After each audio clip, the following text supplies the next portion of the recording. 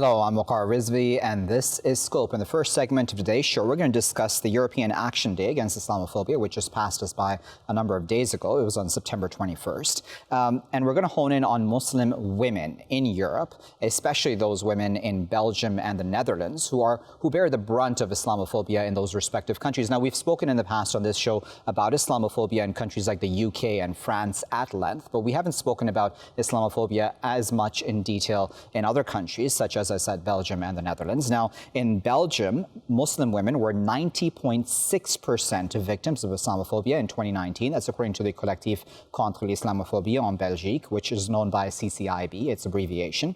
In the Netherlands, the burqa ban there has led to a wave of physical and verbal abuse against Muslims, according to the organization Meld Islamophobie, which in English is known as Report Islamophobia Foundation, which is petitioning for its abolition.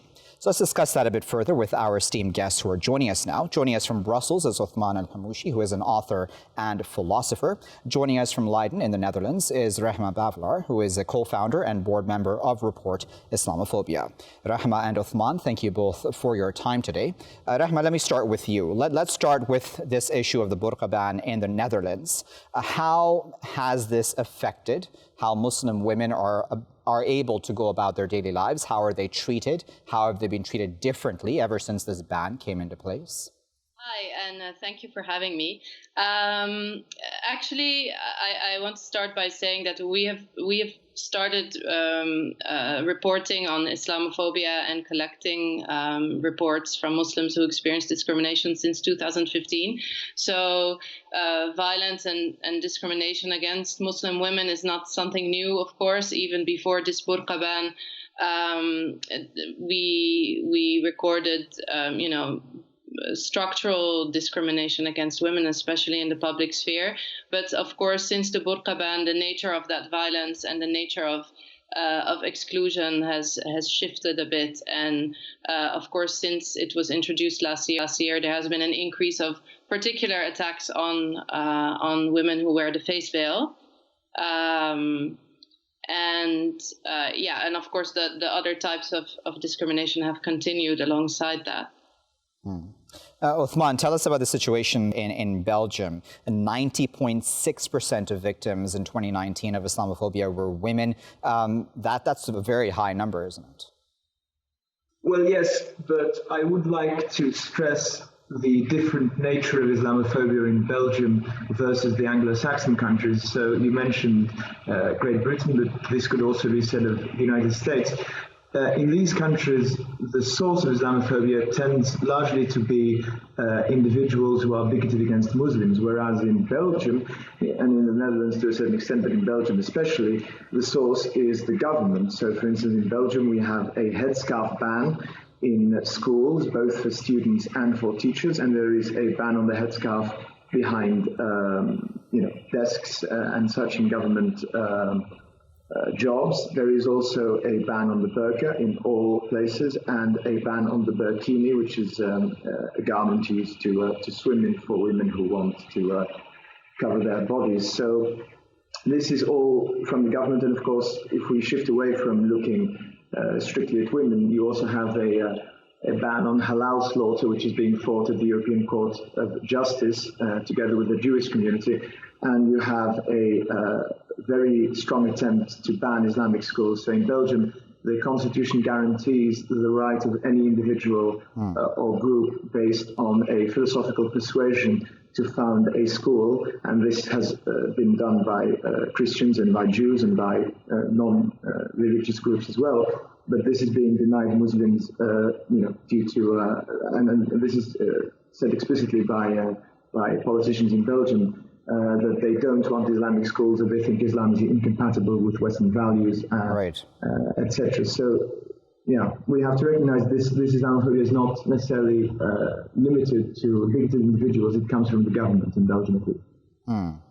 Rehma, tell us about how the government is acting right now in the Netherlands. Obviously, they're the ones who brought the burqa ban into place to begin with. So I imagine that there isn't much support right now to get rid of that ban. How has the government reacted to any Islamophobic incidents, be they towards Muslim women or just men in general? Well, they've almost completely dismissed it, especially the consequences of the burqa ban for Muslim women. And of course, just as in Belgium, much of the Islamophobic structures in the Netherlands are institutional, and of course this translates into ordinary individuals attacking Muslims in the street, or verbal and physical abuse and discrimination in the workplace, etc. But of course the government for at least the past 15-20 years has encouraged this kind of discrimination. And yes, with regard to the burqa ban in particular, the initiative for that ban came from the far right, from Geert Wilders' Freedom Party in 2005, and he wanted a complete ban of the burqa. And eventually, last year, it was applied or introduced as a partial ban in government buildings, in public transportation, and in hospitals. But it was supported and pushed through by the broad spectrum of political parties in the Netherlands, from the left to the right, with very little opposition. Othman, one thing that strikes me as ironic, and I wonder where your thoughts are on this, is that, the narrative about a veiled Muslim woman is that she is oppressed, right? That seems to be the narrative on the part of many of those who are against the hijab in general, or the veil. But this sort of, if the very women who are quote unquote oppressed in their minds is then being targeted by Islamophobia, that sort of defeats their own purpose, doesn't it? Well, yes, but of course, this is all tied up with a certain racist mentality to a certain extent, because it's this idea of these inferior foreigners, not being emancipated, not being culturally advanced, and therefore we Western people need to teach them how to be free. And this idea runs throughout the treatment of Muslims in Europe, and especially in Belgium. And it's not just the way in which the government acts, although that's obviously a big part of the problem. It's also the rhetoric that's used by senior politicians. For instance, the former State Secretary for Asylum and Migration tweeted a couple of months ago population statistics of areas surrounding Brussels and how many Muslims, people of non-European descent, but mostly Muslims, lived there, and he called this a problem. When the horrible attack on the mosque in Christchurch in New Zealand happened, the New Zealand PM wore a headscarf, and many of the prominent public figures and political figures in New Zealand wore headscarves in solidarity with the victims of that terrorist attack. Well, a member of parliament in Belgium, who is a very prominent member of one of the biggest parties, said that this was perpetuating, this symbol of sympathy was perpetuating Islamic oppression. Another MP said, we must never allow any Islamic school ever to be instituted while our government is in place. Now with the coronavirus crisis, you have conspiracy theories, which of course, if you look back in history, anytime pandemic strikes, that's when minorities tend to be very vulnerable. So if you will remember the greatest pogroms and razzias in Eastern and Central Europe against Jews occurred during episodes of plague. Well, now we have conspiracy theories about Muslims. So, for instance, the lockdown in Belgium ended a couple of days before Eid al-Fitr. And you had these far-right politicians saying that this happened because they wanted to placate Muslims, and they knew these barbarians could never conform themselves during such a holiday to the lockdown. So, this is a whole narrative that's being pushed by politicians and it's integrated with this idea of Muslims being foreigners, which is just plain wrong. I mean, I was born in Belgium. I'm as Belgian as any other person, and my religion doesn't change anything about that. Indeed. Rehma, final word before I let both of you go. I wonder, Rehma, about what you feel about how this sort of Islamophobia is interconnected throughout Europe and even possibly globally, right? And we can talk about Christchurch. I mean, there's so many incidences that we can probably bring up and connect the dots. Do you think that, that there is some interconnectedness behind the scenes between these different groups, if they are, who are Islamophobic, and even these governments, these politicians who are ever more right-wing in Europe? Well, yes, of course. There are many connections, not only on the level of history, with shared history of colonization of Muslim majority countries, but also in terms of actual institutional connections between different far-right countries, far-right parties, and in terms of discourse itself, the ideas that circulate and that get replicated in different countries. So there are multiple connections. I think one of the challenges is that much of the anti-Muslim legislation or legislation that has an Islamophobic origin or tendency is national. So there are some things like the European Court of Justice and their ruling on the hijab and neutrality that is applicable to Europe as a whole. But then with other things like, for example, ethnic profiling within the security, within the police force, and now with this burqa ban, these are national problems. And so we, as an anti-racist, anti-Islamophobic organization, have to address these things nationally as well as internationally, and our resources are limited. So it's all about trying to mobilize as much support as we can nationally and trying to also maintain and build those ties of solidarity across Europe. Very well. We'll leave there in a word, but we appreciate sincerely both Othman and Rehma for their time today and for taking their time out from their busy schedules to share their thoughts with us. This is an important topic, isn't it, about Islamophobia, not just within these respective countries, i.e. Belgium and the Netherlands. That is extremely important. But as I've said in my introduction as well, we have spoken about French Islamophobia as well as British Islamophobia and, Islamophobia in other places. We can talk about Christchurch and other such incidences as well. This is something that's spreading, and seemingly governments, politicians are not acting fast enough to deal with it. All forms of racism, all forms of hatred, prejudice, bias are to be condemned, and Islamophobia should also be condemned in equal measure as any other form of racism is, at a time when the world is waking up to the detrimental effects of racism on anybody, of people of color of all kinds. Islamophobia also must be addressed for us to really be able to move towards a world which is filled with harmony, tolerance, etc. I'll be back with the next segment after this break.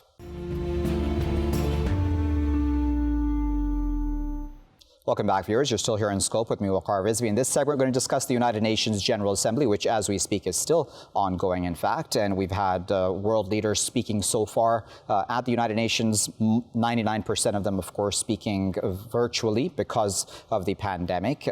Their ambassadors, their respective ambassadors, of course, introducing them there at the United Nations. Now, this year, the United Nations is celebrating, as we've spoken about in an earlier show from last week, its 75th anniversary.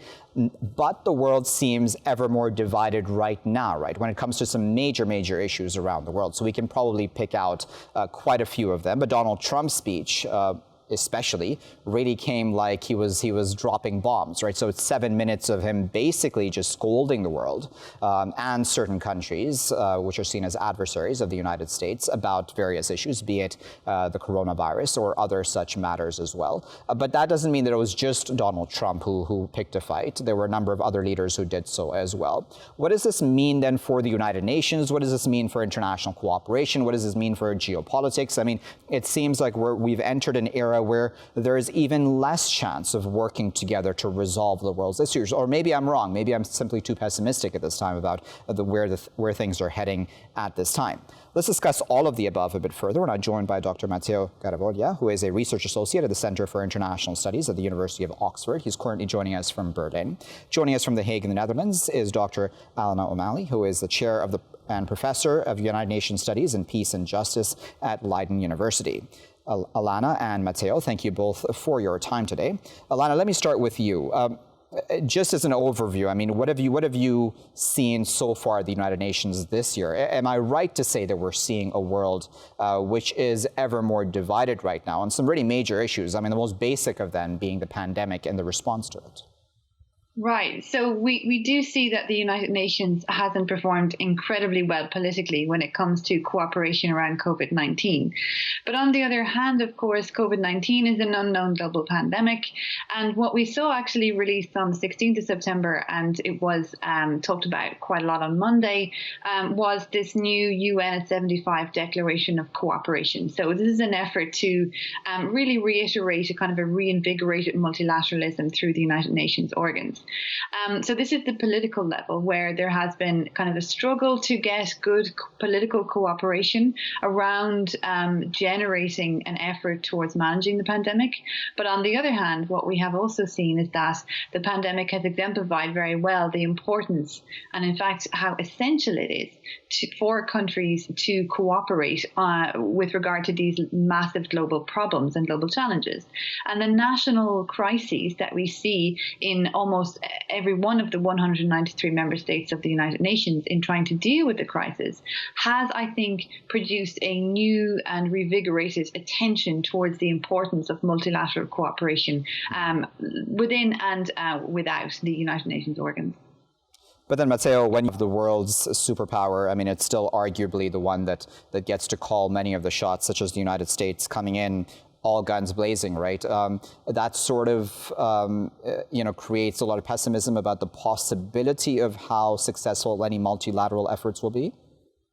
Indeed. I mean, there's this tendency, I think, for a lot of commentators and analysts to think of Donald Trump being the exception here. Now, of course, his rhetoric has strengthened certain trends, I would say negative trends that are about isolationism and withdrawing from an international cooperation. But this is something that it's in the genetic history of United States foreign policy as well. So we shouldn't just look at this as a Donald Trump moment. Having said that, there have been some very tangible decisions, practical ones that have been taken, withdrawing funding from certain UN agencies or reducing that considerably.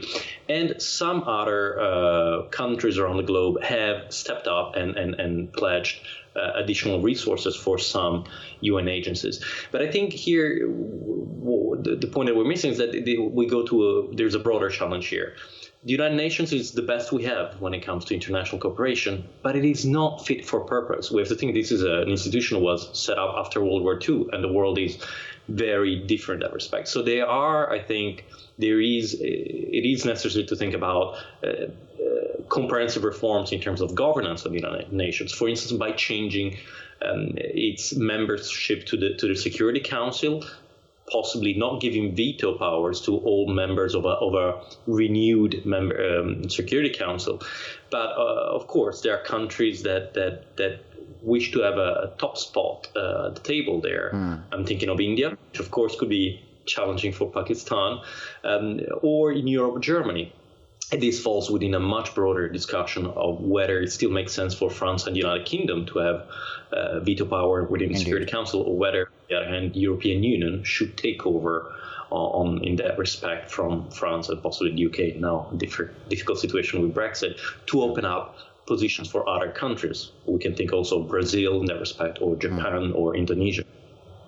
Alanna, what do you make of the challenges that right now the United Nations is facing, right? So, I mean, I'm just going to pick on one, and that's the Iran nuclear deal, just because that seems to ever so more seem to become, the venue is the United Nations, right, where there's this huge debate about UN sanctions. And I know where both of you are sitting there in Europe, the Europeans are at this point in time, at least, hesitant to sign on to the US's efforts to snap back sanctions on Iran. But that all goes down to deals, resolutions that were made through the Security Council and respecting them. And the US, I don't want to, again, just bash the US for the sake of it, but the US wanted to come in and essentially say, no, we're just going to snap back the sanctions because we say so, and you should all sign on. Do you think the Europeans are now realizing that, no, they also should have an equal say in such matters at the UNSC or just the United Nations in general? Yeah, I mean, let's not forget that it was the US that wrecked the Iran deal, right? So now they've come back to the UN in an effort to, entirely kind of snap back the sanctions. And they're finding that actually they don't have the multilateral support that they had a couple of years ago for sanctions against Iran. And that's precisely because it was also the European Union and the European countries, European powers who had played a very important diplomatic role in crafting that Iran deal, right? So essentially what you see is this really interesting situation at play now. The United States has done damage to its international partnerships, not just through the Iran deal, but also with withdrawal from the Paris climate accord, of course, and other multilateral agreements. And now it's trying to generate multilateral support for its own national interests at the UN. And so it's perhaps not surprising then that the other P5 members and the European powers who have been involved in the Iran negotiations aren't automatically giving their support. And this is an interesting moment because it's one of the few times actually that you see the great powers in a major conflict with each other in a way in which they are divided a little bit differently from just the US versus China or the US versus Russia. Because in this case, Britain and France also don't want to see the reintroduction of sanctions against Iran. But it's also an interesting moment because you see that this is a classic example of how the United Nations performs as a truly multilateral institution, because the United States can't just use it as an arm of America abroad, right? So it really has to kind of craft, do a lot of hard statecraft in terms of trying to reinvigorate those sanctions. Why do they want to do it? Well, the US has a kind of a bunch of different reasons why they want to reinvigorate these sanctions. I'll give you the final word. On that point that Alanna there just made about the fact that, the US is also finding in some ways, and I imagine this can be seen as a positive for the UN, that it cannot just do as it so wishes, right? Where the other partners and the other signatories to this JCPOA, the Iran nuclear deal, can actually tell the US, even at the venue of the United Nations, listen, you can't actually do this. You're not allowed to do this. You're the one who walked away from the deal to begin with. So in some ways, that's a positive, right, for the UN, where it can still then hold to account even the global superpower? It is, and it has done so. I mean, we had a number of votes within the UN over the last few months where the United States was shockingly isolated. I mean, it was one against everybody else, frankly. So that is clear. And but I think, this is about striking a balance. An isolated, weakened United States, as it is today, the United States, it's not in anybody's interest.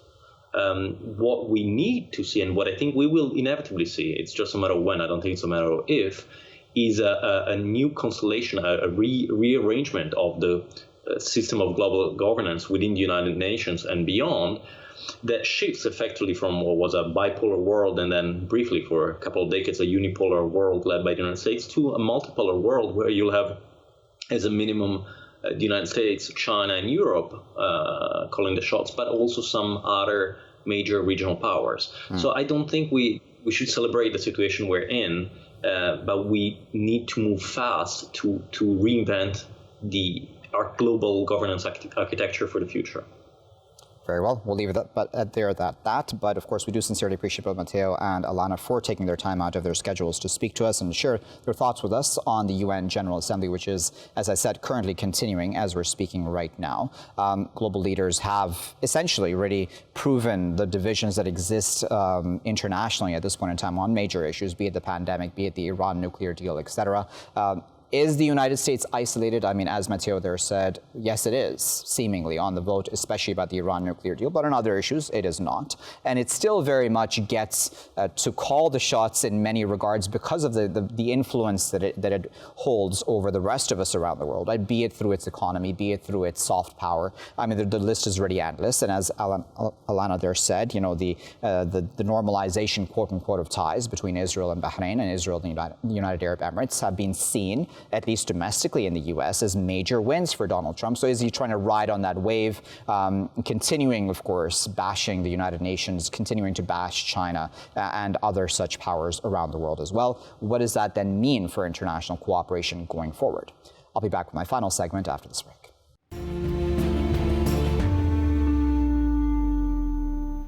Welcome back, viewers. You're still here in Scope with me, Waqar Rizvi. In this segment, we're going to discuss the new U.S. sanctions on Iran, specifically targeting its arms industry and its access to arms from around the world as well. We know that this is in the effort that the Americans are putting forward to try to reinstate any UN arms embargo that may expire coming October, and also in the effort that the Americans are putting forth to snap back all UN sanctions, something that, as we know, the other signatories to the deal have rejected at the United Nations. sanctions. Nevertheless, this can have significant obstacles and create significant obstacles, can't it, for the Iranians? But how much of a difference will this really make for them? I'm considering they've been fairly dependent on domestic abilities for arms and for defense purposes as well. Let's discuss that a bit further. We're now joined by Dr. Raffaele Mauriello, who is an assistant professor at Alanna University. He's also a lecturer of geopolitics and global security at Sapienza, University of Rome. He is usually based in Tehran, but he's currently joining us from Rome. Joining us from Berlin is Dr. Hans-Jakob Schindler, who is a former German official who specializes on Iran. He was based in Tehran between the years 2005 and 2011. Hans-Jakob and Raffaele, thank you both for your time today. Raffaele, let me start with you.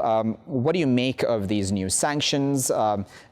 Essentially, it seems that the U.S. is just continuing sanctions on the same very entities that it already has sanctioned in the past. First of all, let me clarify that these are not UN sanctions, they are US sanctions. Yes, US sanctions. In the sense that the UN sanctions were basically removed or freeze, let's say. This is why they are talking about a snapback action. So these are unilateral sanctions imposed by the US.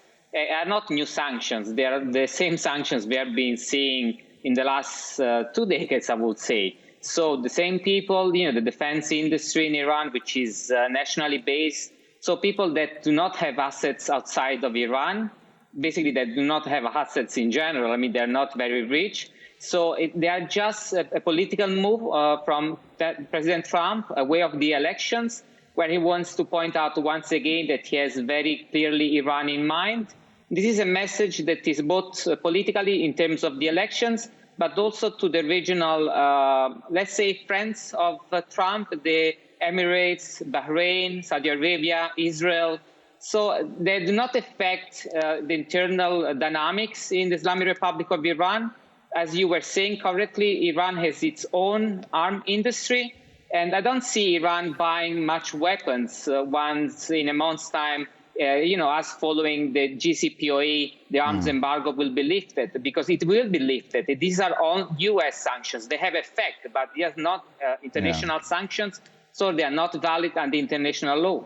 Hans, I wonder where your thoughts are about this, right? Because even Antonio Guterres, he's the man sort of in the middle in a corner, and he doesn't know what to do seemingly. And he said, okay, I'm not going to snap back, or I'm not going to announce a snapback right now of the UN sanctions, more specifically, because of quote unquote uncertainty over whether or not the process was indeed initiated. Where do you think this is going to head?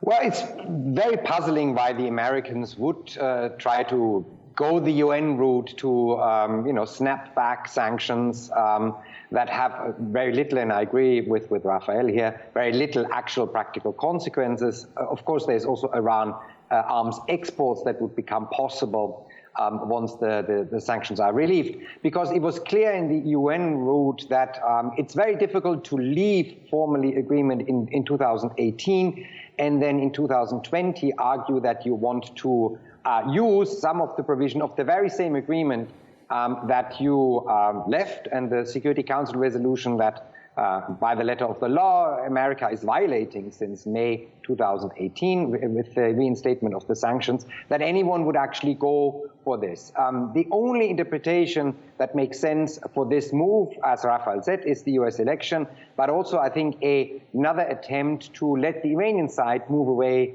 from the JCPOA and therefore ending this agreement once and for all. As far as the practical effects are concerned, even if the sanctions are then relieved at the UN level in October, there is very practical changes that are going to happen on the ground. The Europeans are not going to sell arms to Iran.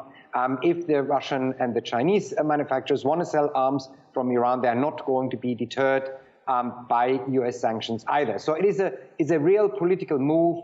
And I would say the prime target was to coax the Iranians to finally leave this deal so that another president, should he be elected, will not be able to repair or reactivate any kind of negotiations around that agreement. That's interesting. I wonder if you agree with that. Do you think that the Iranians would walk away from the deal, because they've been insistent that they will not be the ones doing that? No, they won't do that. At least they won't do that before the US elections. And, again, along with US elections, you have to consider that we will have elections in Iran. So the current government is a moderate government, as it is currently, called by the international community. But we will have elections in Iran, and that is relevant. So the Iranians now are just waiting to see what happens. So the elections in the United States are relevant in the sense that whether Trump wins or loses, it will affect directly how Iran will act. But from my point of view, and looking from Tehran, where I'm based, I would say that even if Trump wins the elections, the Iranians will act at that point. Because now it doesn't make sense for them to leave the agreement and to just oppose the international community. They got a big victory from their perspective at the UN Security Council. If you consider that for the vote that the US called against Iran, only the United States and the Dominican Republic voted to impose the arm embargo again, while the other 13 members voted to actually, even abstained, the Europeans, so the Great Britain, France, while Russia and China voted against. So the US is very isolated. And if we look at the wider perspective, that this has had a profound impact on the European allies. If you go to Brussels, I was in Brussels some months ago, people are very irritated, diplomats are very irritated because the US have been treating the main allies and European allies as someone that do not merit respect from the US perspective, while Iran is in our region, as a European, is very close to the European Union. So in terms of security, Iran is more relevant to Europe than it is to the United States. Right. Still, the United States tries to impose its own point of view. Hans, interesting point, isn't it? Because that's the other big story here, isn't it? The fact that the Europeans have told the Americans, no, you can't do this. You can't snap back these sanctions, these UN sanctions, that is, because you walked away from the deal yourself. So you're no longer a party to it. And of course, the Russians and Chinese have also argued that. But the major story seems to be this break, right? This quite public break in policy between the Europeans and the Americans over this Iran nuclear deal. How significant is that in your opinion, and how much longer can the Europeans hold on to that policy, considering, I would imagine behind the scenes, that the American pressure is overwhelming right now? Absolutely, but this was not just a disagreement from at least from the three powers that signed on the European side the agreement. This was not just a disagreement on Iran policy. It is also a very important strategic issue here. Either Security Council resolutions are valid as they stand, or they are a pick and choose, unpredictable basket of wherever takes the measures. Whoever country wants to take the measures, part of it, a few measures they like, and then ignore the rest or act against the rest. So there was not only a policy agreement, but there's also a strategic agreement on not destroying the instrument of the United Nations Security Council. These resolutions are meant to be taken seriously in all their aspects and not picked and choose of what provisions you actually like best. There is, of course, a very public break, but as you know, this is not the only one. There are differences of agreement, differences of opinion on NATO, on climate change, on free trade. This is a very difficult time for the European Union and the various European countries within it with the American election. And as Tehran looks towards November 3rd, so does the European Union. Raffaele, final word before I let both of you go. What does this mean then for Iran going forward? What does it mean for Iran's cooperation with the world going forward, right? Because that's something that, as you well know, has been under discussion for a while now, where between we've had this quote-unquote hardliner versus the more moderate parties within Iran, and the debate that's been happening about whether or not, the quote-unquote West can be trusted to uphold deals, especially, of course, the Americans. Yes, from the Iranian perspective, the European Union cannot be trusted. I've been speaking with diplomats on both sides of the spectrum. The point is that in terms of international relations diplomacy, Iran has shown that it stands its ground, but the impact of sanctions on the Iranian population is very strong. So I will see a reaction. The moderates had their chance. They got the agreement. They were unfortunate, they say, because of the Trump election. So we will see. It really depends a lot on the American elections. But if Trump wins and it goes again keeping these sanctions, you will see a very strong reaction from Tehran. The time for moderation, it might come to a close very soon. All right, there's a final word, but of course we appreciate both Raffaele and Hans for their time today and the context that they've provided. The message remains consistent that everyone is waiting with bated breath to see what happens at the end of this year with the November elections in the United States, and then of course what may happen then with the Iranian elections, and we're talking specifically here about the Iran nuclear deal and how that may play out in this region and globally. Even if Biden does come in, will Donald Trump try to have things in place in such a manner by November that even if Biden comes into place, he's unable to then sort of snap back, if I may use that term once again, the nuclear deal, and to bring the U.S. back into the fold of the JCPOA, because that is also something that's been spoken of a number of times. There's even talk now about an October surprise on the part of Pompeo, and he may be planning something major, I should say, in October vis-a-vis Iran. We don't know exactly what that may constitute, but nevertheless, that is something that's being spoken of also. We'll keep a close eye on that, of course, here in Scope. I'll leave it there for now, though. I've been Waqar Rizvi. Thanks for watching.